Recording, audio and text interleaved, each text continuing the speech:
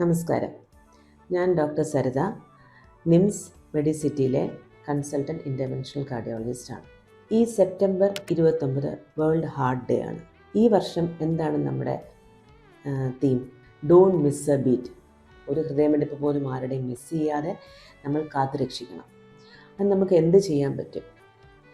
ഒന്നാമത്തെ കാര്യം, എന്തെങ്കിലും വ്യത്യാസമുണ്ടെങ്കിൽ ഹൃദയമിടിപ്പിലോ നെഞ്ചുവേദനയോ സിംറ്റംസോ എന്ത് ബുദ്ധിമുട്ട് തോന്നിയാലും ഉടനെ തന്നെ അടുത്തുള്ള ആശുപത്രിയിലെത്തുക.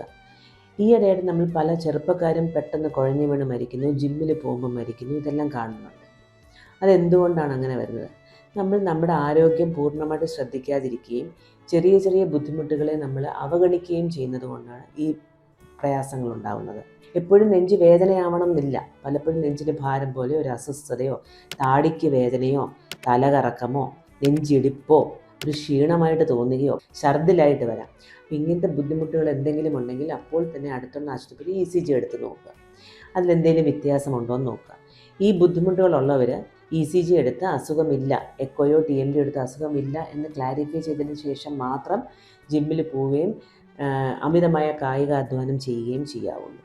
നമുക്കിതെല്ലാം പ്രിവെൻറ്റ് ചെയ്ത് നല്ല ഹൃദയ ആരോഗ്യത്തിനുമായി ശ്രമിക്കാം. നന്ദി.